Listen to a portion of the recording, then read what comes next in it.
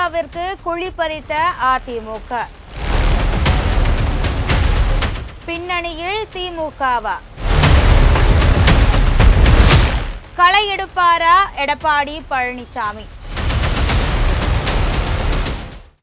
இது குறித்து விரிவாக பார்க்கலாம். குமுதம் நேயர்களுக்கு வணக்கம். நான் சுமலேகா. அனைத்து விதமான பிரச்சனைகளுக்கும் 11 நாட்களில் தீர்வு காண ஸ்ரீ மாரியம்மன் ஜோதிட நிலையம். தொடர்புகளுக்கு 0091 990 816 585 6.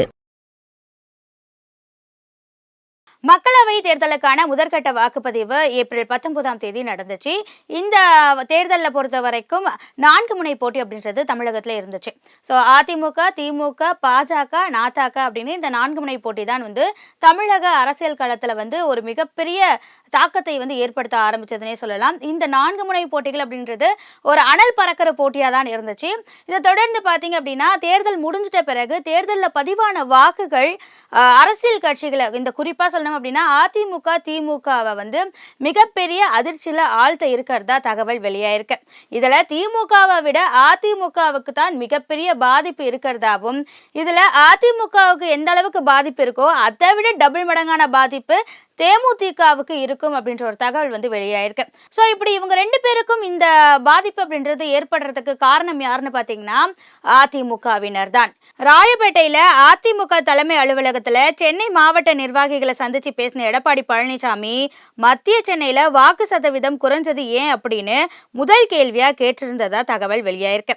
திமுக வேட்பாளரா மத்திய சென்னையில சிட்டிங் எம்பி தயாநிதி மாறன் போட்டியிட்டாரு. அதிமுக கூட்டணியில இருக்கிற தேமுதிக வேட்பாளரா முன்னாள் எம்எல்ஏ பார்த்தசாரதி களம் கண்டாரு. இப்படி மத்திய சென்னையில கூட்டணி கட்சியான தேமுதிக வேட்பாளர் பார்த்தசாரதிக்கு ஆதரவா அதிமுகவுடைய நிர்வாகிகள் களத்துல இல்லாம போனதும், அதே போல திமுக தரப்புல இருந்து பணத்தை வாங்கி கொண்டு வட்ட செயலாளர்கள், மாவட்ட செயலாளர்கள், அதாவது அதிமுகவுடைய மாவட்ட செயலாளர்கள் திமுக கிட்ட இருந்து பணத்தை வாங்கி கொண்டு தேர்தல் பணியில ஈடுபடவில்லை அப்படின்ற ஒரு குற்றச்சாட்டு இப்போ அரசியல் வட்டாரத்துல ஏற்பட்டிருக்கு. அது மட்டும் இல்லாம இந்த விஷயம் அப்படின்றது அதிமுக தலைமைக்கு போனதால அதிமுக தலைமையும் செம்ம டென்ஷன்ல இருக்கிறதா தகவல் வெளியாயிருக்கு. ஸோ இதன் காரணமாகத்தான் அதிமுகவுடைய வாக்கு சதவீதம் மத்திய சென்னையில குறையறதுக்கு வாய்ப்புகள் இருக்குன்னு சொல்லப்படுது. இதுல குறிப்பா சொல்லணும் அப்படின்னா அந்த மத்திய சென்னையில வேட்பாளரா நிக்கிற தேமுதிக வேட்பாளர் பாத்தீங்கன்னா அவரு 2வது இடம் கூட வரதுக்கான வாய்ப்புகள் இல்லை. மாறாக பாஜகவுடைய வேட்பாளரான வினோஜ் பி செல்வம் வரதுக்கான வாய்ப்புகள் இருக்கிறதா இப்போ தகவல் வெளியாயிருக்கு. 3ஆம் இடத்திற்கு தான் தேமுதிக வேட்பாளரான பார்த்தசாரதி தள்ளப்பட இருக்கிறார். இதற்கு காரணம் அதிமுகவினருடைய இந்த செயல் அப்படின்னு தான் குறிப்பிடப்பட்டிருக்கு. கூட்டணி கட்சிகளே இல்லாம இருந்த அதிமுக தேமுதிகவை தயவு செஞ்சு கூட்டணிக்கு வாங்க வாங்கன்னு கெஞ்சி அவங்கள வர வச்சு 5 தொகுதிகளை கொடுத்து இப்போ அவங்களே தேமுதிகவை அசிங்கப்படுத்தி இருக்கிறது மட்டும் இல்லாம அவங்களுக்கு எதிராகவே குழி பறிச்சிருக்கிறதா தகவல் வெளியாயிருக்கு. இது மட்டும் இல்லாம இந்த மத்திய சென்னை தொகுதியில மட்டும் இல்லைங்க, இதே போல விஜயபிரபாகரன் நிக்கிற விருதுநகர் தொகுதியிலையும் அதிமுகவினர் தேமுதிகவினருக்கு எதிராக வேலை செஞ்சிருக்கிறதா தகவல் வெளியாயிருக்கு. விஜயபிரபாகரனுக்கு விஜயகாந்துடைய அனுதாப அலை வீசினாலும் திருமங்கலம் தொகுதியில் இருக்கிற அதிமுகவுடைய ரத்தங்கள் பலரும் எதிர்கட்சி வேட்பாளர்கள் கிட்ட கை நீட்டி களத்துக்கு செல்லாம சைலண்ட் ஆகி இருந்ததா குற்றச்சாட்டு இப்போ முன்வைக்கப்பட்டிருக்கு. மத்திய சென்னை விருதுநகரை தாண்டி கரூர்லயும் தேமுதிக அதிமுகவுக்கு இடையில ஒரு மிகப்பெரிய மோதல் அப்படின்றது உருவாகி இருந்ததா சொல்லப்படுது. இதற்கு காரணம் பணப்பட்டுவாடா அப்படின்ற ஒரு தகவலும் வெளியாயிருந்தது. ஸோ இப்படி தொடர்ந்து தேமுதிகவை கூட்டணிக்கு வர வச்சு அவங்களுக்கு அகெயின்ஸ்டாவே அதிமுகவினர் வேலை பார்த்துட்டு வர இந்த நிலையில தேமுதிக என்ன மாதிரியான முடிவுகளை எடுக்க போகுது, தேமுதிக கூட்டணியில தொடருமா, அதிமுகவோட கூட்டணியில தொடருமா, இல்ல இதோட போதும் அதிமுகவுடைய சகவாசம் போதும் அப்படின்னு அவங்க பிரிஞ்சு போவாங்களா அப்படின்ற ஒரு கேள்வி எழுந்திருக்கு. அது மட்டும் இல்லாம எடப்பாடி பழனிசாமி அவர்கள் மீதும் ஒரு கேள்வி முன்வைக்கப்பட்டு இருக்கு.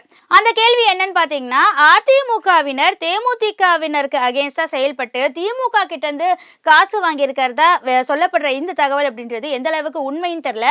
ஆனா இந்த தகவல் வெளியானதும் எடப்பாடி பழனிசாமி அவர்கள் என்னதான் செஞ்சுட்டு இருந்தாரு, இது அவருக்கு தெரியுமா, இல்ல தெரிஞ்சு சைலண்டா இருக்காரா, என்ன மாதிரியான நடவடிக்கை எடுக்க போறாரு, இதே போல தொடர்ந்தால் அதிமுகவுடைய எதிர்காலம் எப்படி இருக்க போகுது, 2026 தேர்தல் தேர்தலுக்கு அதிமுக தயாராக இருக்குமா?